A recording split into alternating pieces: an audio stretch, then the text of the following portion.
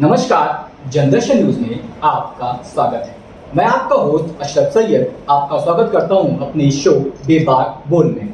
आज हमारे साथ मौजूद हैं सोमिल सिंह जी, जो छात्र सभा समाजवादी पार्टी के नेता हैं। लगातार युवाओं की आवाज बुलंद करते रहे हैं। कहा जाए, लखनऊ से इनकी आवाज हमेशा सुनने को मिलती है जब भी ऐसे मुद्दे, युवाओं के मुद्दे जो आते हैं उसको लेकर लगातार अग्रसर रहते हैं। सोमिल सिंह जी, आपका बहुत बहुत स्वागत इस कार्यक्रम में। लगातार आवाज आप युवाओं की बुलंद करते हैं।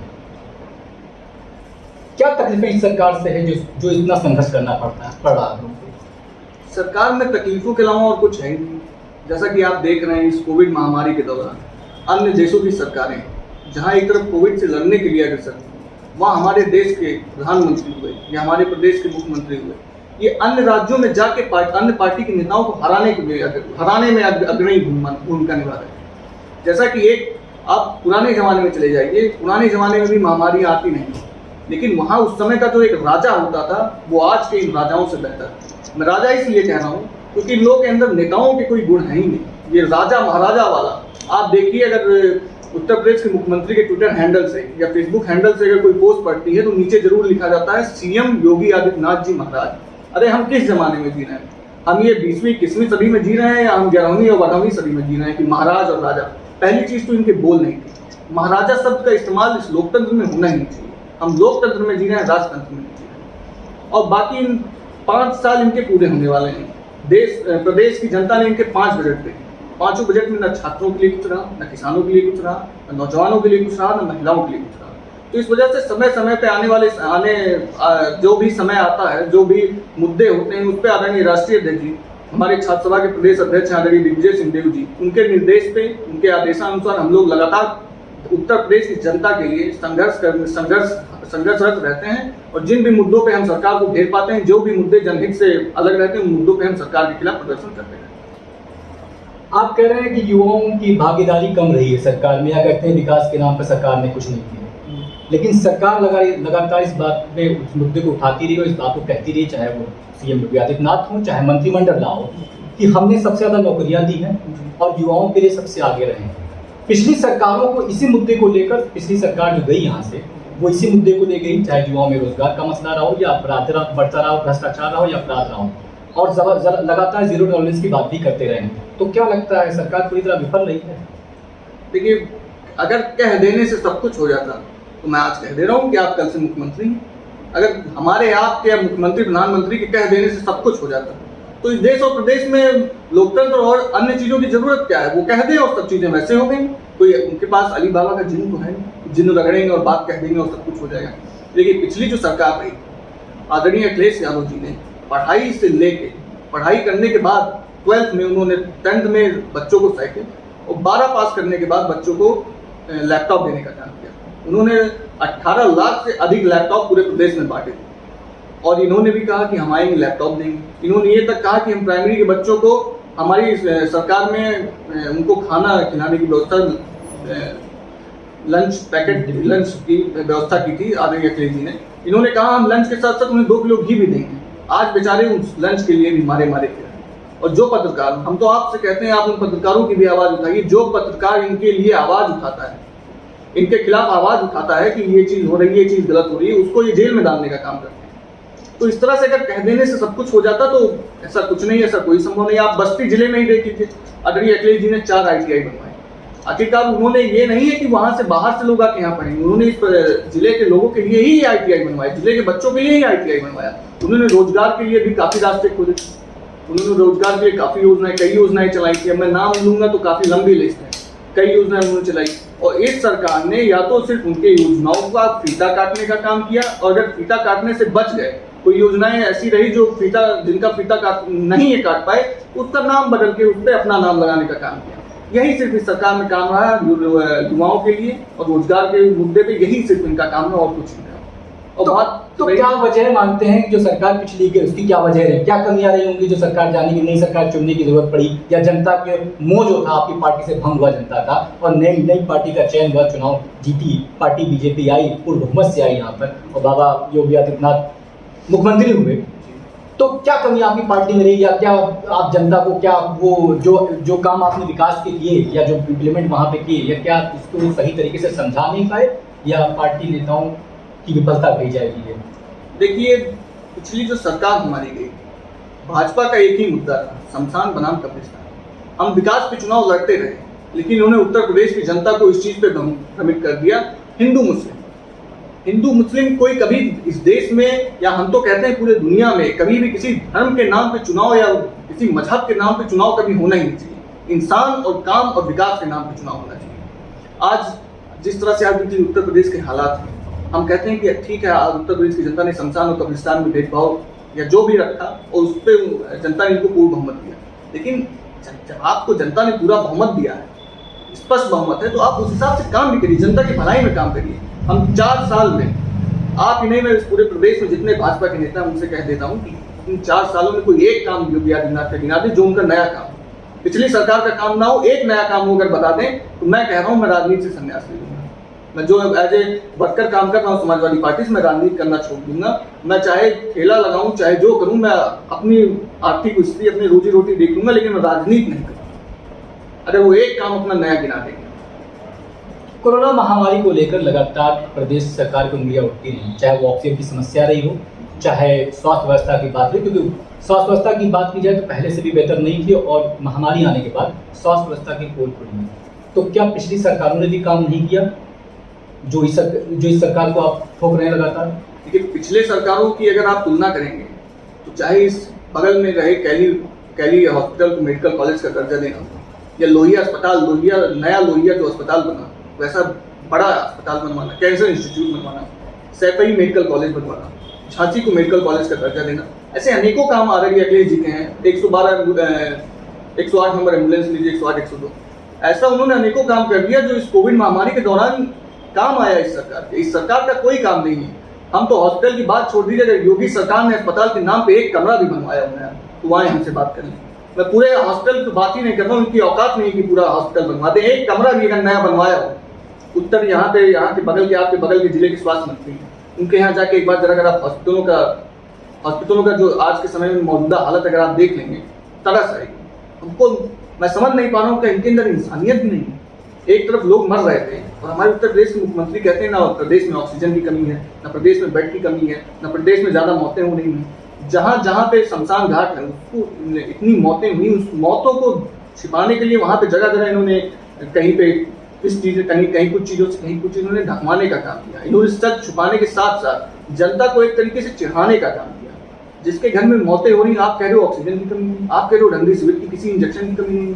इतना काला बाजारी मैं तो जानता हूं जब से भारत आजाद हुआ है, इस स्तर पे काला बाजारी कभी हमारे देश में कभी नहीं हुई होगी जितनी काला बाजारी इनकी इस सरकार में हुई। और सिर्फ केंद्र की मोदी सरकार ही नहीं फेल की, उससे ज्यादा फेल तो ये प्रदेश की सरकार थी। माना कि जनसंख्या बढ़ी है, लेकिन आपका बजट भी तो बढ़ा। उस बजट के हिसाब से अगर आप काम किए होते, अगर पहली वेव में जब पहली लहर आई कोरोना की, उस समय अगर आप चेक लिए होते तो इनका क्या था, ये होर्डिंग्स लगवा रहे थे। जो पैसा इन्हें लगाना चाहिए था हॉस्पिटल्स में ऑक्सीजन, नए ऑक्सीजन प्लांट लगाने में, उसका ये उन पैसों का होर्डिंग्स लगवा रहे थे। 4 साल काम बेमिसाल मोदी जी का सपना हुआ सरकार। क्या मोदी जी का यही सपना है? क्या मोदी जी के नए भारत का यही सपना था कि लोगों की लाशें गंगा में बहें, लोगों की लाशें जगह जगह दफनाए जाए, कुत्ते और कौवे नोच के खाएं? इस तरह की ऐसी घटिया सरकार को मैं तो मान रहा हूँ कि आने वाले समय में जनता जवाब देगी और दोबारा इन्हें कभी मौका नहीं देगी सत्ता में आने। चुनाव नजदीक है, सरकार अपना सत्र पूरा कर ही लो और जल्दी 6 महीने बाद चुनाव हो जाएंगे।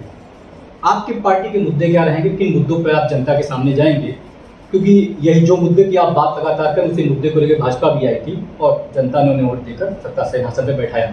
आपके क्या मुद्दे रहेंगे? क्योंकि लगातार अगर बात की जाए, चाहे वो किसान आंदोलन की रही हो, चाहे वो कोविड की रही हो, और चाहे युवाओं की बेरोजगारी की रही हो, कहीं ना कहीं विपक्ष की नाकामी भी रही है कि आवाज़ आवाम यानी जनता की भागीदारी को कम किया गया है, या जनता ने भागीदार नहीं किया उस तरीके से। तो पार्टियां क्या विपक्ष कमजोर हो रही है? पहले दिन का नहीं, विपक्ष पूरी तरह से मजबूत है और विपक्ष के रूप में सिर्फ एक विकल्प है। अगर ये अखिलेश यादव जी समाजवादी पार्टी आज से नहीं, समाजवादी पार्टी की स्थापना है किसानों के हित के लिए।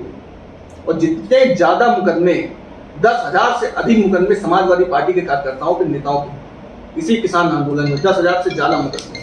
और सब जहां भी आप देखिए, हमारी बस्ती में जिला अध्यक्ष आदरणीय महेंद्र नाथ यादव जी, उनके ऊपर काफी मुकदमे हुए इसी किसान आंदोलन के चलते। जितने मुकदमे समाजवादियों ने झेले हैं, जिस तरह से लड़ने का काम, डट के लड़ने का काम समाजवादी लोगों ने किया है, उस तरह से ना अन्य विपक्षी दलों ने किया, ना वो कर पाते।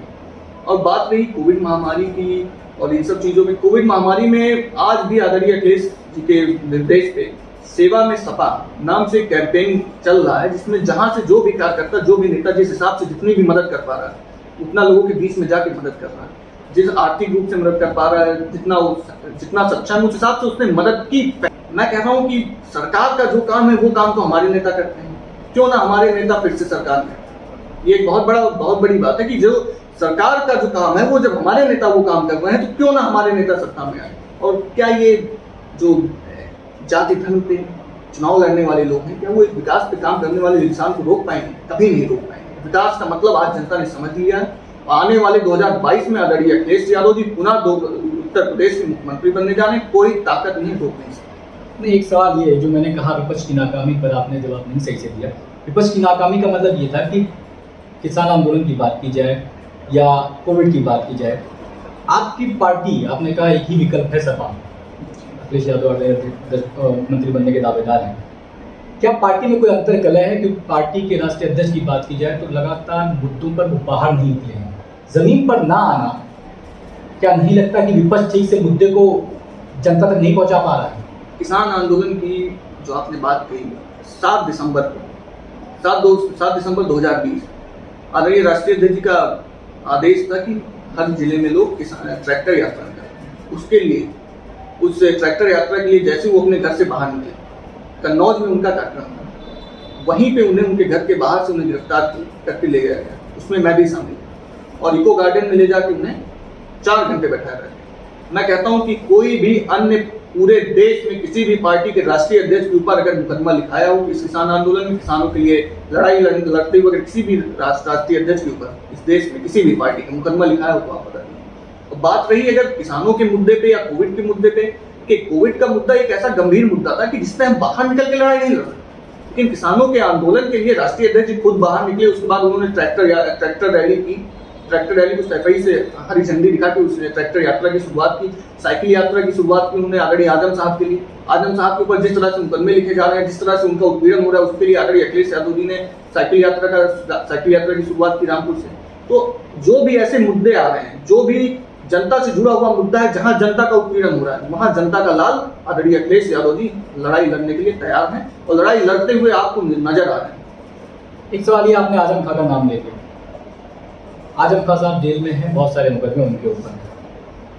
पार्टी अंतरकलह की बात पहले मैंने पूछी, उस पर भी आपने जवाब नहीं। पार्टी अंतरकलह का मतलब ये था, क्या ऐसा तो नहीं है कि आजम खां को लेकर बहुत सारे लोगों ने आवाज उठाई कि शायद पार्टी अध्यक्ष उनको भूल गए हैं या पार्टी उनको भुला बैठी है? बाद में उसके लिए अखिलेश यादव ने साइकिल यात्रा निकाली, उनके घर भी गए, रामपुर का उन्होंने दौरा किया। तो क्या कुछ पार्टी में अंतर कलह है? जो पुराने नेता है उनको किनारे करने की कोशिश की जा रही है, जिन्होंने पार्टी की स्थापना की थी, चाहे वो राष्ट्रीय अध्यक्ष मुलायम सिंह यादव जो संस्थापक सदस्य हैं, चाहे आजम खां की बात की जाए, चाहे शिवपाल यादव की बात की जाए, तो ऐसा तो नहीं है कि युवाओं के हाथ में पार्टी आने के बाद जो पुराने नेता जिन्होंने पार्टी को खड़ा किया था उनको किनारे करने की कोशिश की जा रही है? नहीं, आदरणीय नेताजी हमारे नेता सबसे पहले, कल भी नेता थे, आज भी नेता हैं और वो हमेशा आजीवन हमारे नेता रहेंगे जब तक समाजवादी पार्टी रहेगी।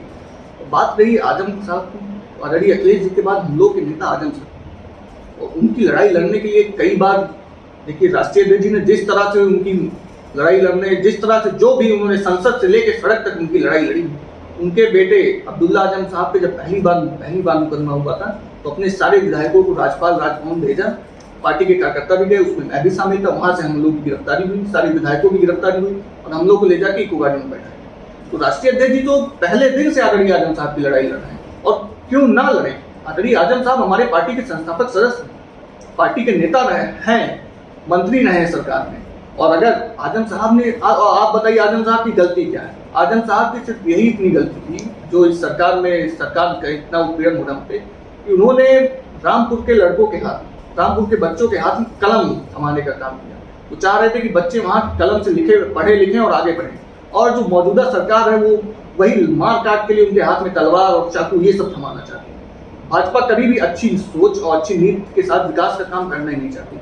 और ये अगर आप कह रहे हो आजम साहब हमारे नेता नहीं है तो ये हम मान नहीं सकते, हमारा दिल नहीं, हमारी आत्मा नहीं गवाही देगी कि आजम साहब हमारे नेता नहीं है। आजम साहब हमारे मरते दम तक नेता रहेंगे। और विपक्ष जो है इस सरकार में जो मुद्दे आए उसको लेकर कमजोर साबित हुई और विपक्ष कहते हैं मुद्दों को आम जनता तक पहुंचा नहीं पाई। क्या कह सकते हैं कि सहभागिता की आम जनता और आप पार्टी के बीच सहभागिता की कमी रही है? ये विपक्ष कहीं भी किसी भी तौर पे कमजोर नहीं पड़ा। हर जगह जब जनता का अहित हुआ, जनता के साथ अन्याय हुआ, किसी भी वर्ग, किसी भी धर्म, किसी भी तरह के किसी भी लोगों के किसी के भी साथ अन्याय हुआ है, तो समाजवादी पार्टी के लोग हमेशा सड़क पर उतर के जनता की आवाज़ उठाने का काम किए। लेकिन ये जो सरकार है, ये सरकार पुलिस के आड़ में जाके हमारे ऊपर लाठीचार्ज कराती है, हमारे ऊपर पानी और आंसू गैस की गोली छोड़वाती है। क्या ये एक अच्छे लोकतंत्र की, क्या एक सच्चे लोकतंत्र की, क्या ये एक सच्चे नेता की निशानी है? आप खुद को महंत कहते हो, क्या आपके दिल में नहीं ये चीज़, आपके दिल में ये गुजारा करती है कि 20, 22, 25, 30 साल के नौजवान, 40 साल के लोग अगर आपकी सरकार के खिलाफ आवाज़ उठा रहे हैं तो आप उन पर लाठी मरवाइए। कहीं कभी हमारा हाथ टूटता, कभी हमारा पैर टूटता, कई दिन तक लोग बेड से नहीं उठ पाते। क्या ये एक महंत को यही जिम्मेदारी है? क्या एक प्रदेश के मुख्यमंत्री को यही जिम्मेदारी है? जनता इसीलिए उनको चुनती है कि आप उनके ऊपर लाठीचार्ज करवाइए। और एक राष्ट्रीय स्तर के पार्टी के राष्ट्रीय अध्यक्ष अगर जनता की आवाज़ उठाने के लिए, किसानों की आवाज़ उठाने के लिए सड़क पर उतर रहे हैं, ट्रैक्टर रैली का आयोजन करा रहे हैं, क्या ये आपकी नैतिकता है कि आप उनको जेल भेज दीजिए या आप उनको 4 घंटे तक नजरबंद कर दीजिए? क्या ये नैतिकता है? और भूले ना महंत जी, आज वो मुख्यमंत्री हैं, आने वाले समय में 2022 में दोबारा मुख्यमंत्री बनने नहीं जा रहे हैं। जब भारतीय जनता पार्टी के लोग इस चीज़ को भूले ना, सरकारें आती जाती रहेंगी, लेकिन किसी के ऊपर अन्याय और जुल्म उतना ही करें, चाहे वो प्रदेश की जनता हो, चाहे वो समाजवादी लोग हों, अन्याय उतना ही करें जितना वो आगे चल के सहने की क्षमता रखें। यहाँ भी सवाल ये कि 22 में अखिलेश यादव, 22 में 22 का नारा है, कैसे मुख्यमंत्री बनाएंगे? देखिए, हम नहीं, जनता मुख्यमंत्री बनाए। हम कौन होते हैं मुख्यमंत्री बनाने वाले? पार्टी के कार्यकर्ता मेहनत करेंगे, उन्होंने जो विकास का काम किया 12 से 17 तक, विकास के कार्यों को हम जनता तक ले जाने का काम करेंगे। इनकी जो नाकामी है सरकार की, उस नाकामी को जनता तक ले जाने का काम करेंगे और जनता तैयार है मुख्यमंत्री बनाने के लिए। हम लोग तो सिर्फ उनके सेवक हैं, एक तरीके से कार्यकर्ता हैं। हम लोग तो सिर्फ क्षेत्र में जनता के बीच में उतर के उनके चीज़ों को पहुंचाने का काम करेंगे, संघर्ष करने का काम करेंगे। लेकिन मुख्यमंत्री को जनता बनाएगी, जनता जनार्दन मुख्यमंत्री बनाएगी। तो ये सोमिल सिंह थे जो लगातार पूरी तरीके से इन्होंने सरकार की नाकामियों को और समाजवादी पार्टी की उन विकास कार्यों को बताया और कह सकते हैं जो नारा दिया है 22 में 22 का, वो इन युवाओं के हाथ में है, क्योंकि देश में इस वक्त 60% आबादी युवाओं की है और युवा ही सत्ता बदल सकते हैं। देखना यह है कि आने वाले चुनाव में बदलाव किस हद तक होता है, या सरकार की जो नाकामियां रही हैं और उस सरकार की, पिछली सरकार की जो अच्छाइयां रही हैं, यानी नाकामियों को जनता तक कैसे पहुंचाते हैं और अपनी सरकार या अपनी जो इनके एजेंडे रहे हैं उनको जनता तक का पहुंचाते हैं, ये तो आने वाला समय बताएगा। लेकिन फिलहाल बहुत बेबाकी से सोमिल सिंह ने अपनी बातों को रखा और कोशिश की है बताने की कि सरकार किन किन मौजू पे, यानी किन किन जगहों पे फेलियर किस सरकार का रहा है और आने वाले दिनों में इनके जज्बे या इनके अल्फाज बयां करते हैं कि 22 में 22 के लिए यानी अखिलेश यादव को मुख्यमंत्री कैसे बनाना है, वो जज्बा दिखाएगा। अब देखना यह है कि जनता तक कैसे अपनी बातों को पहुंचा पाते हैं और समझा पाते हैं और एक परिवर्तन लाते हैं, ये तो समय बताएगा। लेकिन फिलहाल समाजवादी पार्टी का संघर्ष लगातार जारी है। मैं शरफ सैयद, जनदर्शन न्यूज से। धन्यवाद सोमिल सिंह जी।